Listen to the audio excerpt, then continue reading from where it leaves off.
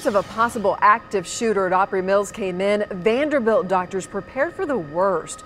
We now know yesterday's mall shooting was targeted, but it marked the fourth time in about 7 months physicians went on standby, ready to respond to a mass casualty situation.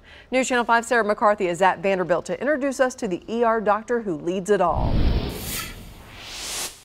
When a victim of a gunshot wound is brought to Vanderbilt, they come here first. And more frequently, the adult emergency department has become the front line for treating victims of mass shootings.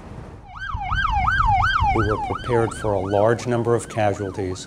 Dr. Corey Slovis was one of 3 doctors who responded to Opry Mills Thursday afternoon. We had 10 ambulances ready to transport victims.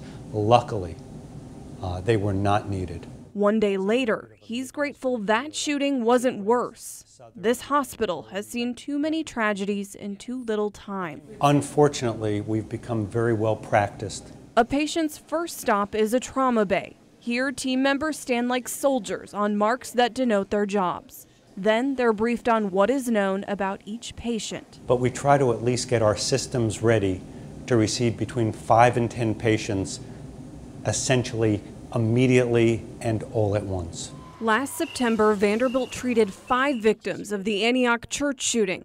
About 4 months later, 5 helicopters flew 5 Kentucky students to the hospital after a school shooting. And less than 2 weeks ago, doctors helped 2 women shot inside a Waffle House where 4 others died. Each time, Vanderbilt had the resources and staffing needed, ready in a matter of minutes. We have luckily not been overwhelmed yet.